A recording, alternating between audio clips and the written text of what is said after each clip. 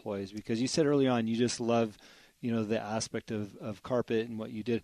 By the way, I can relate to that. I love when I get new carpet at the house or in the office, that smell and that look and feel. I mean, I can see the joy in that, but were you able to convey that love to them, or was it other aspects that you conveyed? I was definitely able to convey it to the sales force. And the reason that is because they're predisposed to being open to the love. Mm-hmm. Like they benefit by being just as enthusiastic. They benefit more in that particular role by being just as enthusiastic about carpet as I was. Yeah. And so simply by pointing out the details of something in the way it's manufactured, something that's of high quality, things of high quality in general, like a beautiful shirt or a nice suit or these headphones that we have, the little details are fascinating to me. And so just pointing those things out to that sales rep who's going to make a living by selling those fine details and the benefits thereof, wasn't that hard to get them to become somewhat religious about carpet. Yeah. The manufacturing people actually in manufacturing much less so. But it was also less important, frankly. What I love about society right now is that people are always seeking for that authentic story, and they dig a little deeper on things. And I think that's great because it gives us a chance to tell those little details that you talk about with the carpet, or what makes it special, or whether it's a food item or wine, tell the story of the winery and things like that. So I love where society's at, because in the past, at 50, we used to just buy into whatever the ad said, and we were all sold on just the ad at face value. Right. Now more people are asking the question. So I love that about business, that we can provide more to people too. Mm-hmm. Mm-hmm.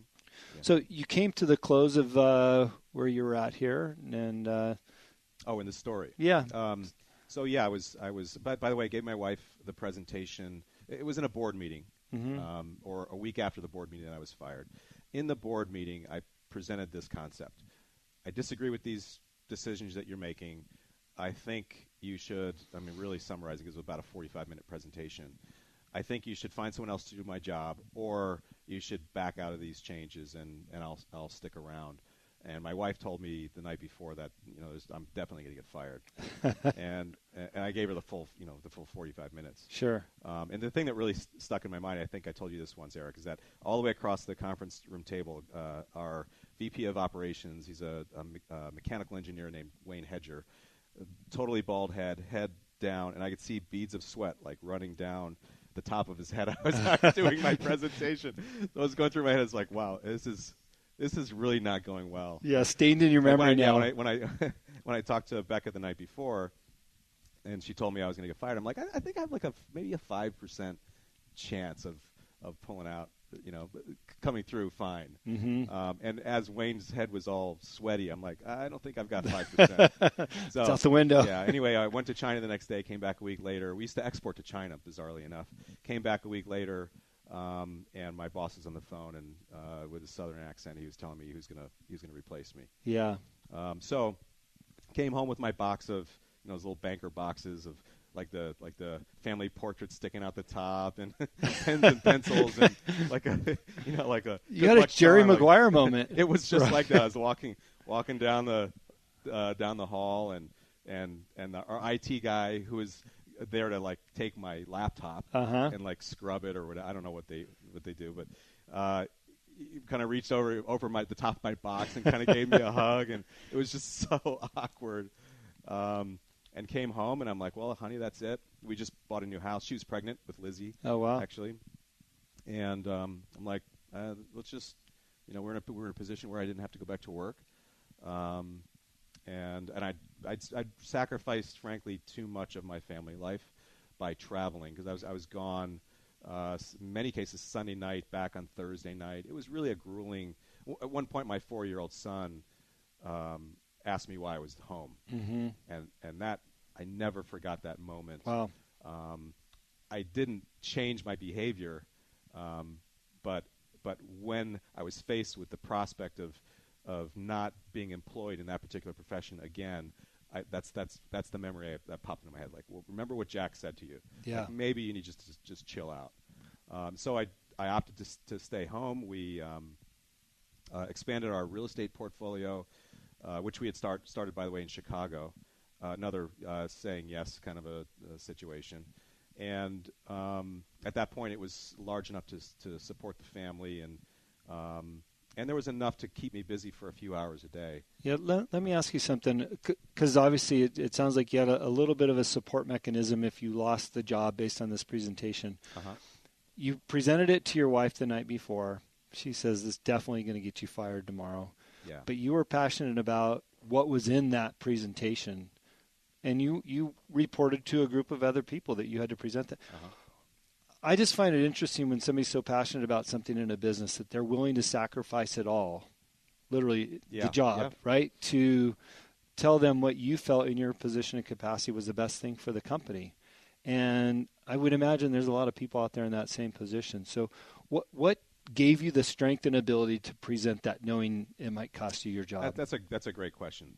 I really didn't think I had much of a choice, frankly.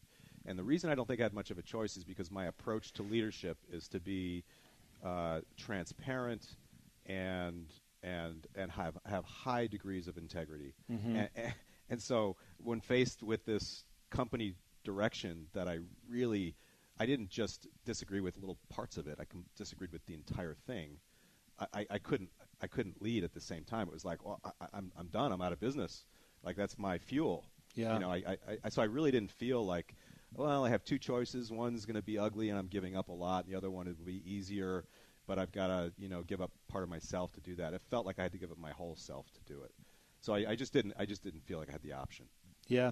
It's interesting in society today too, and I don't know if people are making personal career choices based on this, but when you look at the political environment, it really is tough to have an opinion politically without being bashed from one side or the other. Yeah. And I think a lot of people will hold their feelings and positioning on a lot of topics these days because the retribution with that, right? Yeah. And some of those cross over into really important things in your life, like religion and family. Mm-hmm. And clearly you made a choice that was driven based on your values. Yep. Yeah. I just didn't feel like I don't feel like I had to, courageous is you recognizing you have fear and doing it anyway. Yeah. I was definitely fearful, but I didn't feel like I had to dig deep down to be courageous. I just had to do it. You had to do it. Yeah. Wow. And I've been faced with other situations where I felt like I actually had to be courageous, but this wasn't one of those. Yeah.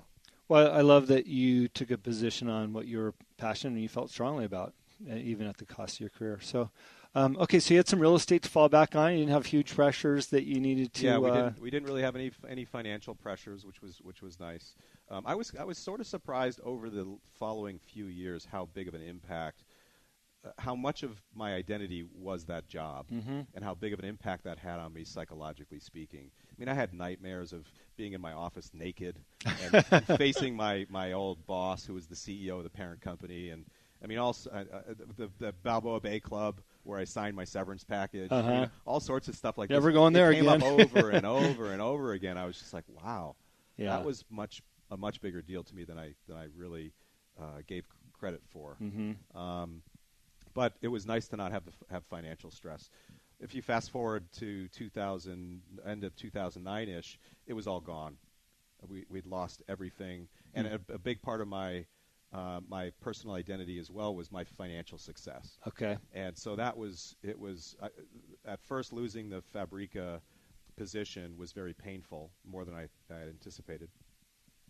Then losing all of our money was, much more painful on top of that, because it felt like something was being torn from me. Mm-hmm. That was an emotional thing was being torn from me. It was just a brutal experience. I was a fraction of the man I am now, I think, and certainly before that event.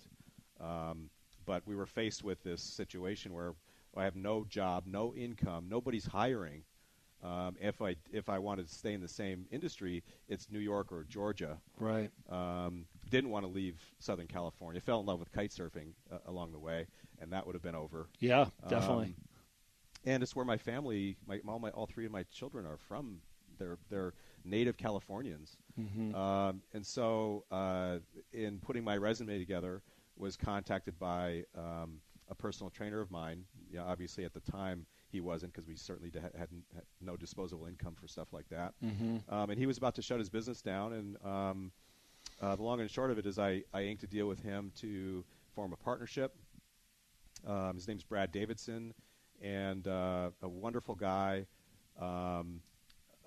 We got into business together. I spent a lot of time at the beginning evaluating, what the business was and where it was heading, and we opted to shut the brand down, shut the location down, move to Irvine, start Stark from scratch, new equipment, new focus of the business entirely, moving from young athletes to people like us, Eric, at our age. I just experienced the value I experienced in just going through the process myself as a client was so profound that I'm just like, wow, we've got to share this with others. And it was just at the particular point in time, it was just training really with some nutrition coaching. So I was just I fell in love with the outcome. Like, whoa, I can't believe how much better I feel. This has to be our business. So obviously that wasn't your background, and you partnered with Brad. Did you have to go through some schooling to get to where you're at with him, or to become that valuable partner? Or did you bring the business side to it? How did you get yourself educated in that world? Because I've always been fascinated. I've always worked out, but I don't feel like I know very much about it. I still, relative to my team, I do not know much about exercise, nutrition, alternative medicine, chiropractic care. Those are all the things that we do. I really don't fully understand those things. And I don't ever have the intention or the desire to become an expert in any one of those areas. Yeah, sure. But I did, like my old mentor, Royce Renfro, the guy that told me I need to be exceptional at 2 of the 3 primary functions. Operations is effectively at Stark the provision of services. And so I need to be expert in how we are providing those services and what we're providing and why we're providing those things. I don't need to be expert in exactly what they are. Just need to know how to hire the right people in those particular categories. And I think you find that a lot in companies or things that people have a lot of passion for. They might be that great artist, but they don't have any business knowledge, right? Right. Or they might be a good businessman, but they don't have any legal knowledge. And like you said, it's about putting the right team together. It sounds like Brad found you at a perfect time because you have great operational background. You had 400 employees, and you brought something to the table that he probably needed. Yeah, I thought it was very good at the time. I mean, frankly, I really needed to be needed. Yeah. and Brad needed actual help. But when I look back, how clear hindsight is, Brad sort of saved my life. Like, I don't think I would have maybe not made it through physiologically the stress of the financial changes that we went through and looking for a job and relocating and the marital stress that I was going through at the particular point in time. It was a really rough period of time. Brad tightened up my health, and I was able to weather a lot as a result of the plan that he implemented for me. How did you do that? Because I'm a firm believer in being healthy, working out, and having the strength to handle what comes your way in everyday life. Right? So here you are, you're down, you're broke, not knowing where to go, and now you got to focus on getting healthy so you can be a better business person and leader. I mean, how do you make that transition? Because I understand being down.